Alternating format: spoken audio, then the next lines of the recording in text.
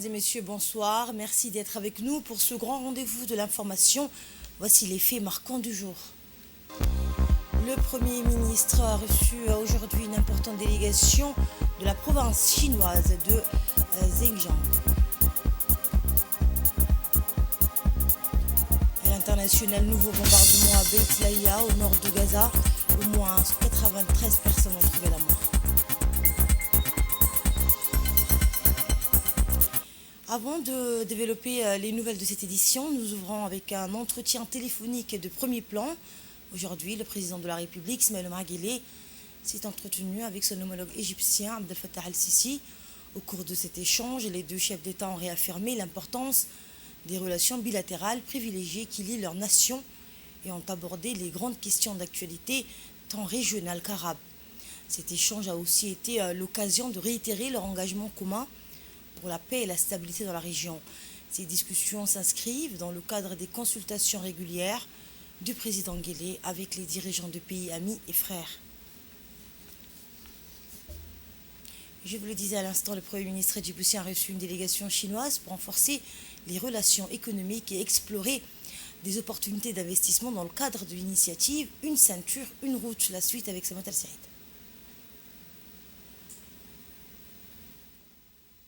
Le Premier ministre de la République de Djibouti, Abdelrahman Al-Mohamed, a accueilli une délégation de haut niveau de la province chinoise Xinjiang, dirigée par Yang, vice-gouverneur de la province. Cette visite s'inscrit dans le cadre des relations économiques et stratégiques grandissantes entre la Chine et Djibouti, renforcées récemment lors du sommet Afrique-Chine.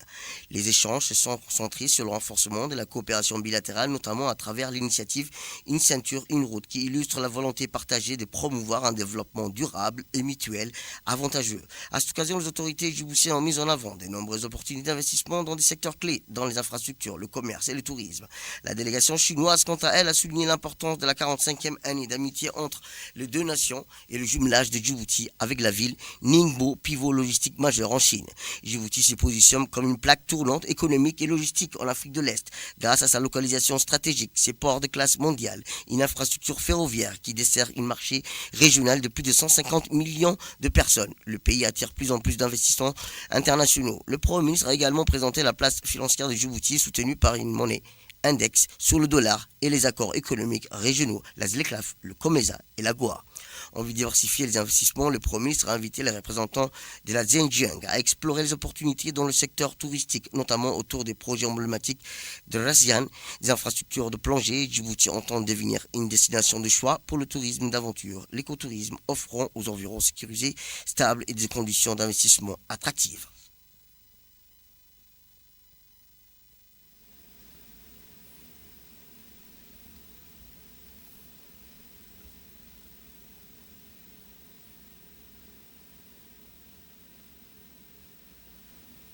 Et par la suite, le Premier ministre a encouragé les investissements chinois dans le secteur touristique djiboutien, distingué un partenaire clé pour son rôle dans l'intégration commerciale et signé donc un protocole d'accord pour renforcer les liens sino-djiboutiens vers un avenir prospère.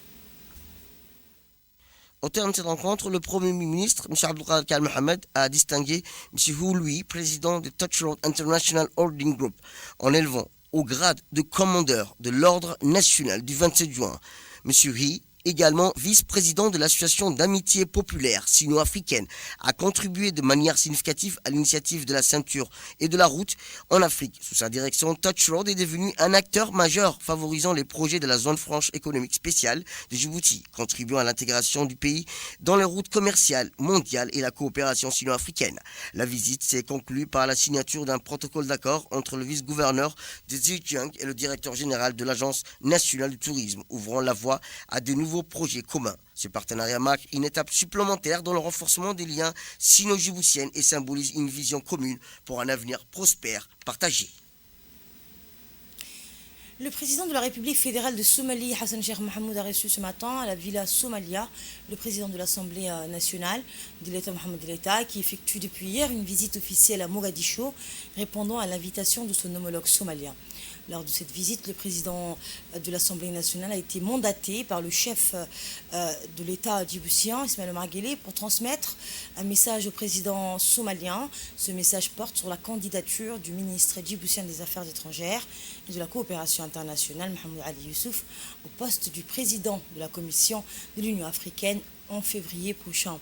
Après avoir examiné sa gratitude pour l'accueil chaleureux et l'hospitalité reçue depuis son arrivée, le président de l'Assemblée nationale a abordé le cœur de leur entretien, sollicitant le soutien de la Somalie pour cette candidature. Durant leur échange, les deux dirigeants ont également abordé divers sujets d'intérêt commun, notamment les défis actuels et dans la sous-région et les moyens de renforcer la coopération bilatérale entre leurs pays. Outre le président de l'Assemblée nationale, était également présent la délégation parlementaire djiboutienne, l'ambassadeur de Djibouti à Mogadiscio, Mohamed Ibrahim Youssouf, et le secrétaire général du Parlement djiboutien. Dans le prolongement de cette rencontre avec le président somalien, Dileta Mohamed Dileta s'est rendu au siège de l'Assemblée nationale somalienne, où il a été accueilli avec honneur et enthousiasme. En signe de respect et d'amitié, il a prononcé un discours devant les membres de la Chambre des représentants de Somalie réunis pour l'occasion. Dans son allocution, le président Dileta a souligné l'importance de l'unité de vue face aux défis communs de la région et a rappelé les liens de solidarité ainsi que les valeurs et aspirations partagées qui unissent Djibouti et la Somalie. Placée sous le signe de la fraternité djibouto-somalienne, cette visite vise à renforcer les liens historiques et la coopération entre les deux nations. La visite officielle se poursuivra durant les 2 prochains jours avec au programme divers événements protocolaires et rencontres. Et enfin, le président de la Chambre du peuple somalien, le président de la Chambre du peuple somalienne a donc exprimé sa profonde amitié et son respect envers le président Dileta Mohamed Dileta et sa délégation, réaffirmant ainsi l'engagement des deux nations pour la paix et le développement de leur peuple. Voici à présent un extrait du discours du président de l'Assemblée nationale. gudoomiye baarlamaanka jamhuuriyadda federaalka ee Soomaaliya xildhibaanada sharafta leh golaha shacbiga mudanayaal iyo marwooyin assalaamu calaykum waraxmatullaahi wabarakaatu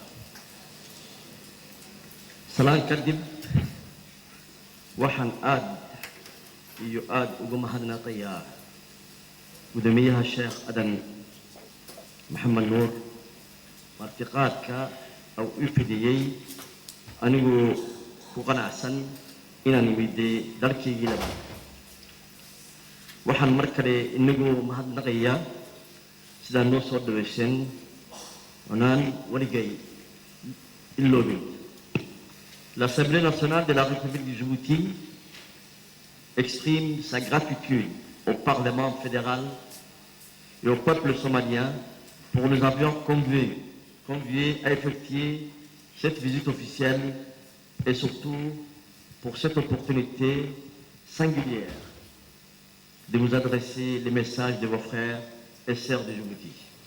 Mesdames et messieurs, même si ce n'est pas la première fois, être en terre somalienne est à chaque fois une expérience particulière. Pour les Djiboutiens, au-delà des sentiments exaltants des retrouvailles, ce sont aussi des moments de célébration, des liens ancestraux profonds et une occasion supplémentaire de renforcer la fraternité qui unit nos deux peuples. Ces relations privilégiées, uniques, nous devons de la chérir comme un héritage légué par nos ancêtres, par une histoire, par une langue et une culture et par des valeurs communes. Mesdames et messieurs, honorables parlementaires, en vous souvenant de ce moment charnière qui marque l'histoire, une fierté inconsommable nous remplit d'autant qu'à cette époque, nombre d'entre nous y avons participé également à des degrés différents. Comme ambassadeur de mon pays en Éthiopie, à l'époque de ce tournant glorieux, je suis un témoin privilégié des péripéties des chantiers colossaux réalisés par mon pays et je tiens à rendre hommage devant l'histoire du rôle incontournable de l'initiateur de cet élan de la compassion fraternelle, son Excellence Ismaël Omar Guelleh. Mesdames et Messieurs, honorables parlementaires, en rappelant nos mémoires, ces moments bâtisseurs de la relation fraternelle et solidaire qui unit Djibouti et la République du Somalie, il s'agit aussi de relever une part de la portée significative de cet héritage commun, mais surtout de pointer la nécessité de veiller sans cesse dans nos traductions présentes ou futures à ce que cet héritage soit une boussole. Les preuves de cette tendance sont elles, et on peut la constater dans la coopération bilatérale entre les deux pays et à fortiori des multiples et récentes transactions somalo-djiboutiennes. Par exemple, il y a moins de 10 jours, le 21 octobre dernier, le président Hassan Sheikh Mahmoud a effectué une visite de travail axée sur la solidarité continue et le soutien fraternel de nos nations respectives. Et sur l'année en cours, cette rencontre n'est pas la seule fois où les dirigeants somaliens s'activent à échanger leur vie sur les enjeux et le futur afin d'adopter des prises de position communes. Il en va de même au niveau de notre Parlement, qui œuvre de plus en plus au raffermissement de notre proximité avec notamment des contacts au plus haut niveau. Dans l'actualité également, le ministre de la Défense chargé des relations avec le Parlement, Hassan Omar Mohamed, ainsi que le chef d'état-major général des armées, le général Zakaria Cheikh Ibrahim, ont accueilli aujourd'hui Dr Denisa Elena, la nouvelle ambassadrice de l'Union européenne à Djibouti, et auprès de l'IGAD à l'hôtel des officiers Hassan Bassouma, au sein de la Direction générale des relations internationales. Cette rencontre de prise de contact a offert aux deux parties l'opportunité d'échanger sur les défis sécuritaires majeurs de la région, en particulier la menace posée par les groupes armés Houthi sur la navigation dans le détroit de Bab el-Mandab. Les discussions ont également porté sur les questions migratoires, avec un accent mis sur la nécessité d'une initiative conjointe pour gérer efficacement les flux migratoires, tout en respectant les normes internationales de droit humanitaire. Les deux parties ont enfin réaffirmé leur engagement mutuel à renforcer leur coopération dans le domaine de la sécurité pour faire face aux enjeux communs. Djibouti condamne fermement la décision du Parlement israélien d'interdire l'Office de secours de travaux des Nations Unies pour les réfugiés de Palestine dans le Proche-Orient, dans les territoires palestiniens occupés, y voyant un précédent dangereux et une violation flagrante du droit international. Elle souligne l'importance cruciale de l'agence dans la fourniture d'aide humanitaire face à la crise sévissant à Gaza. Djibouti appelle le Conseil de sécurité à agir pour protéger les Palestiniens et tenir donc Israël responsable des crimes commis contre des civils. Dans l'actualité également, sous le haut patronage de son Altesse l'émir du Qatar, Cheikh Tamim Ben Hamad Al Thani, le ministre de l'Intérieur, Saïd Nouh Hassan, accompagné de ses collaborateurs, a assisté hier à la cérémonie d'ouverture de la 15e édition du Salon international Millipol Qatar 2024. Il était accompagné de l'ambassadeur de la République de Djibouti au Qatar, Daïb Debedroble. L'inauguration a été présidée par le ministre de l'Intérieur qatari, organisé par le ministère de l'Intérieur du Qatar. Cet événement d'envergure mondiale met à l'honneur les dernières avancées en matière de sécurité intérieure, de sûreté et de protection civile. Le salon se tiendra jusqu'au 31 octobre au centre des expositions et des congrès de Doha. La cérémonie a réuni de nombreux ministres de l'Intérieur, aux responsables internationaux, ainsi que des experts et spécialistes de renommée mondiale. Le mois de l'amnistie en Afrique a officiellement débuté aujourd'hui à l'hôtel Aïla au cours d'une cérémonie organisée par la police nationale pour promouvoir la paix et lutter contre la prolifération des armes légères et de petits calibres illicites sur le continent. La cérémonie était placée sous la présidence de Rassim Haroun Ali, ministre de la décentralisation et ministre de l'Intérieur par intérim, en présence de personnalités de premier plan, dont le président de la Cour suprême, Jamal Suleiman Ali, le directeur général de la police nationale, Abdelrahman Ali Kahin, ainsi que plusieurs représentants des corps de défense et de sécurité. Des membres de la société civile ont également répondu présents, affirmant leur soutien à cette initiative d'envergure pour renforcer la sécurité publique. Le mois de l'amnistie incite les États membres de l'Union africaine à sensibiliser les citoyens au désarmement volontaire en encourageant la restitution des armes légères et de petits calibres illicites en conformité avec les législations nationales et les conventions internationales. Cette démarche s'inscrit dans la vision ambitieuse de l'Union africaine de faire taire les armes d'ici 2030, un projet qui vise à mettre un terme au conflit armé et à instaurer un climat de paix durable en Afrique. Durant tout ce mois, la police nationale organisera des actions de sensibilisation et des conférences à travers les régions en partenariat avec les autorités locales et la société civile. Ces événements viseront à alerter les populations sur les risques liés aux armes illicites tout en encourageant le dialogue autour des enjeux de paix et de sécurité. Écoutons à présent un extrait du discours de la représentante des Nations Unies, suivi de l'intervention du représentant du Centre régional sur les armes légères et de petits calibres. Cette initiative constitue une étape cruciale vers l'atteinte des objectifs du programme de l'Union africaine, Faire taire les armes en Afrique, qui est un projet phare de l'agenda 2063 de l'organisation continentale. Agenda dont l'objectif principal est de mettre fin à la violence et de maintenir la paix sur le continent. Le mois de l'amnistie en Afrique est également en harmonie avec les objectifs du programme des Nations Unies relatif à la lutte contre la prolifération illicite des ALPC, sans oublier l'agenda 2030 des Nations Unies en faveur d'un développement durable. Face à ce constat, les bureaux régionaux des Nations Unies pour les affaires de désarmement, UNODA, notamment le Centre régional pour la paix et le désarmement en Afrique, UNREC, que je représente aujourd'hui, joue un rôle primordial dans la coordination des réponses internationales et régionales au fléau des armes illicites. Grâce à son soutien au traité de commerce des armes et au programme d'action des Nations Unies sur les armes légères, l'UNODA, à travers son bureau, UNREC, fournit une assistance technique, des orientations politiques et un renforcement des capacités essentielles aux États africains. Le RECSA est profondément reconnaissant des appuis multiformes et financiers, voire logistiques, offerts chaque année par l'intermédiaire du Bureau des Nations Unies pour le désarmement UNODA, afin de faciliter la réalisation de cette initiative. C'est pour répondre à ces défis que les 15 États membres du RECSA, dont le Djibouti est également membre, ont créé, comme nous l'a rappelé le coordonnateur national de Point Focal, ils ont créé le centre régional qui est doté d'un mandat robuste pour coordonner la mise en œuvre des objectifs de lutte contre la prolifération des armes légères et de petits calibres. Et passons maintenant à l'allocution du ministre de l'Intérieur par intérim. Le projet est issu d'une initiative phare de l'Union africaine, Faire taire les armes à feu en Afrique, et s'inscrit dans l'engagement continu de la République de Djibouti pour la paix et la sécurité nationale, régionale et internationale.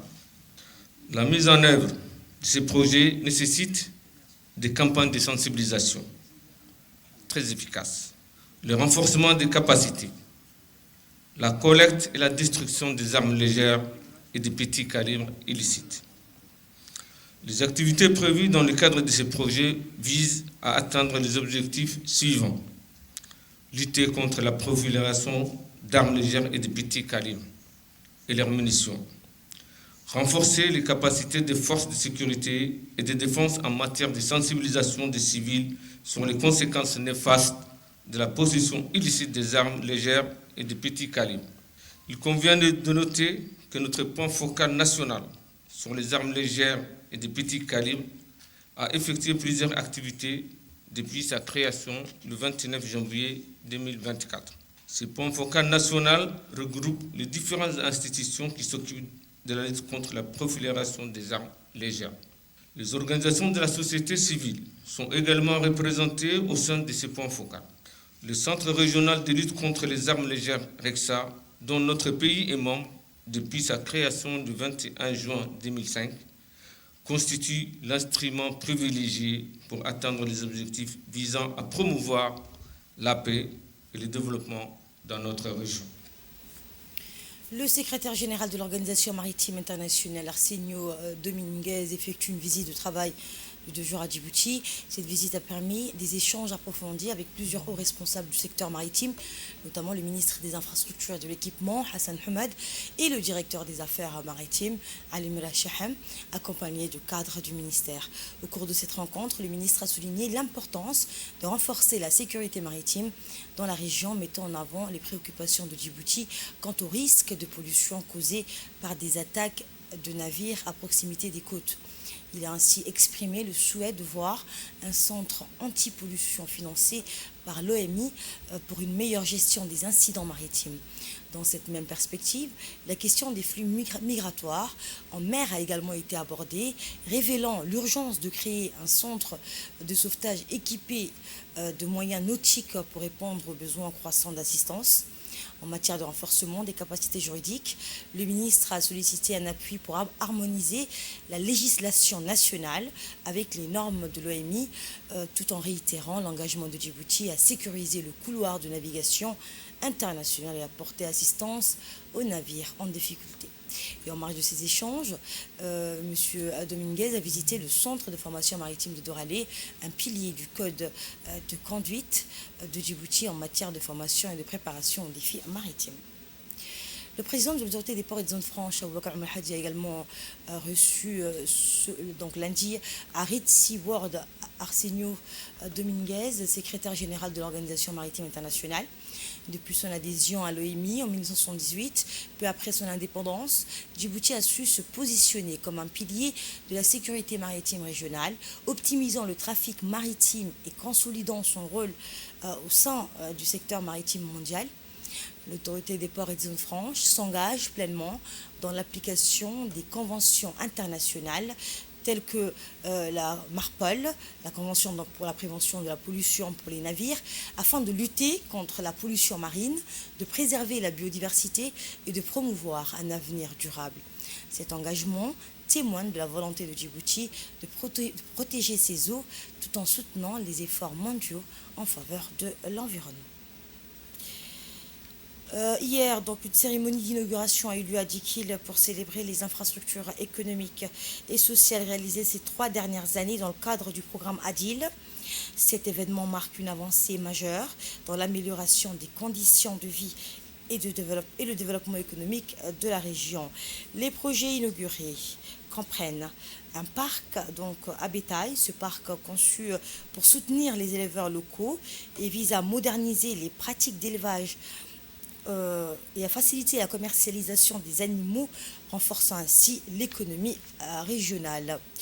Un centre commercial, ce nouvel espace offre aux habitants de Dikil et des environs un accès à une variété de produits et services stimulant le commerce local et générant des emplois.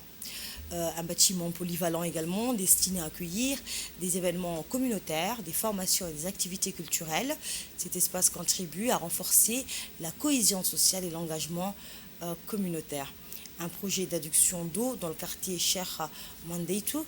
Ce projet essentiel garantit un approvisionnement en eau potable pour la population, améliorant ainsi la santé publique et le bien-être des habitants.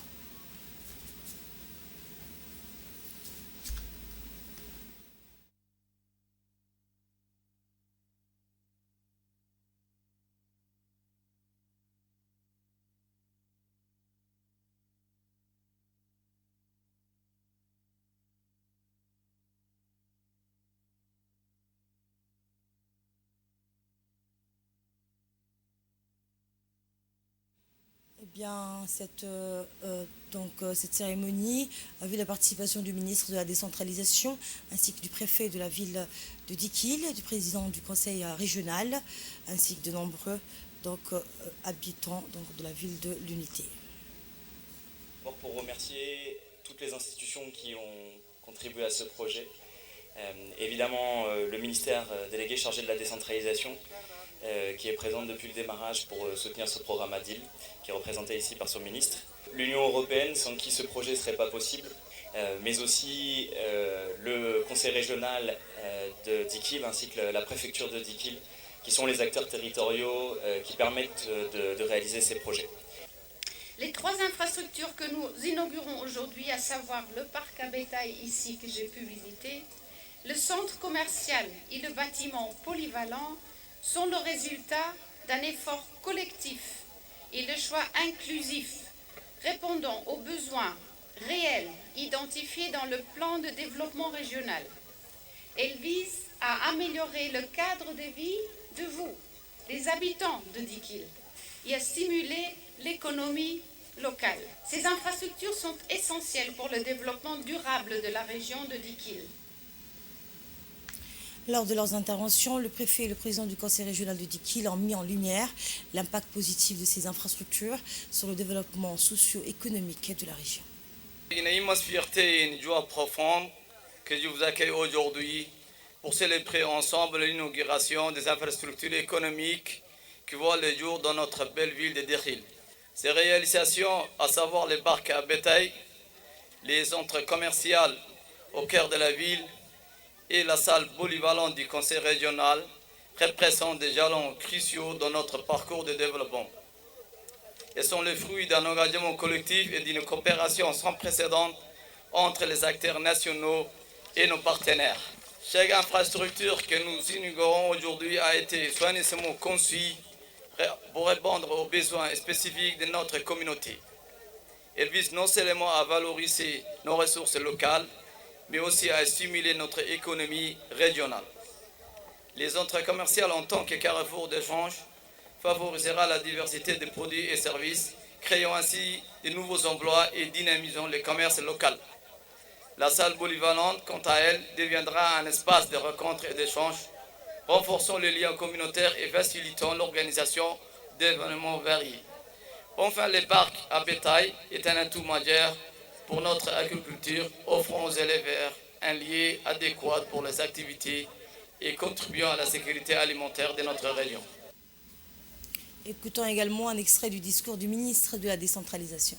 Moi, un immense plaisir et une énorme fierté et grand honneur d'être à Dikil, la ville de l'unité, pour procéder à l'inauguration de 4 projets d'infrastructure. Ces 4 projets d'infrastructure sont un parc à bétail, un centre commercial, une salle polyvalente pour le conseil régional, une adduction d'eau située à la périphérie de la ville de Dikil.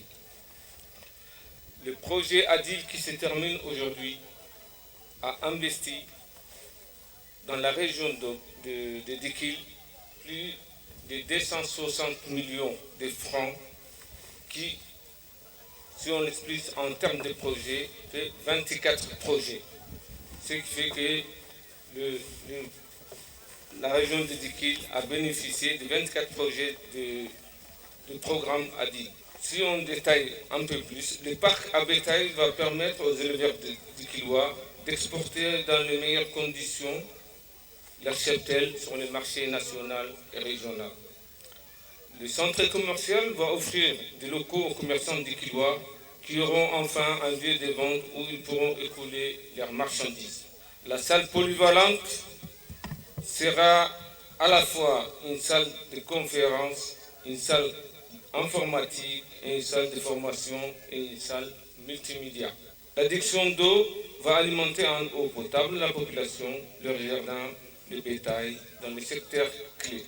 Toutes ces infrastructures ont été sélectionnées par les Dikilois eux-mêmes, selon une approche participative en tenant compte de l'ordre de priorité. Ces projets d'infrastructure sont tirés des plans de développement de la ville de Dikil. Un plan de développement qui a été élaboré suite à de larges consultations menées auprès des acteurs de la région. Ces infrastructures, une fois devenues opérationnelles, vont générer des recettes fiscales pour la région et vont contribuer à l'augmentation des ressources propres de la collectivité territoriale. Les revenus tirés de la mise en service de ces infrastructures seront réinvestis dans la région pour améliorer les conditions de vie de la population dikiloise, conformément à la politique de lutte contre la pauvreté prônée par son Excellence le Président de la République, M. Ismaël Omar Guelleh. Une importante délégation de Samara, la capitale de la région Afar, s'est rendue lundi dans la ville de Tadjoura, conduite par Mme Amina Seko, ministre régionale des Transports et vice-présidente du cluster Ayuntino, ainsi que par Aska Akadir, vice-président de Meri Nisso, et M. Mohamed Abdelkader, chargé de la culture. La délégation a été officiellement accueillie par les autorités locales, dont le préfet de Tadjoura, Mohamed Hamad Abbas, le vice-président Abdelkader Omar et le docteur Ibrahim Mohamed Zimbio. La délégation a ensuite poursuivi son déplacement vers Djibouti-Ville à l'invitation de la ministre de la Culture et de la Jeunesse dans le cadre de la journée africaine.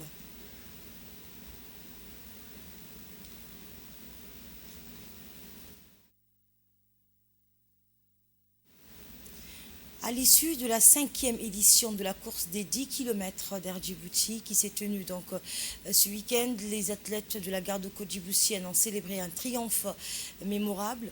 Pour saluer cet exploit, une cérémonie de reconnaissance est déroulée au camp de Doralé où le colonel Ouass Omar Bourré, commandant de la garde-côte djiboutienne, a accueilli les vainqueurs avec chaleur et fierté dans ses bureaux, entouré du lieutenant-colonel Mohamed Adaou Mohamed, du sous-lieutenant Suleiman Awale Ali, officier des sports, et de plusieurs autres officiers.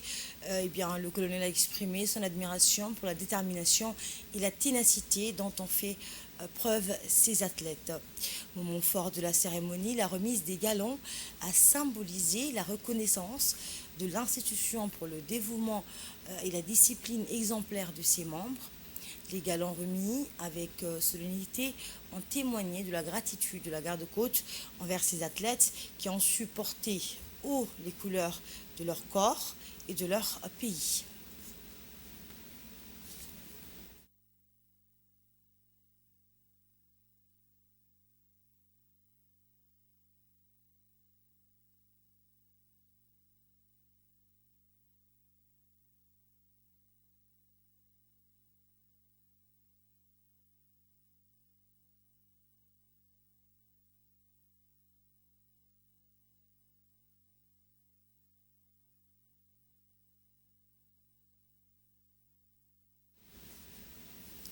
Ce matin, un incendie dévastateur s'est déclaré dans le quartier 2 de la capitale, causant des dommages matériels importants et affectant une quinzaine de maisons.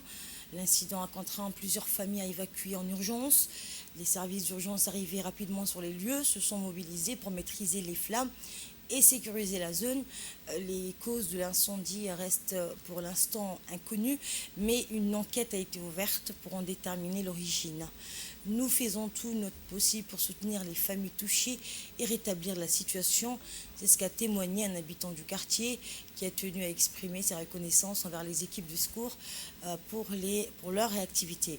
Les autorités locales ont par ailleurs mis en place un dispositif d'assistance pour accompagner les sinistrés dans cette épreuve.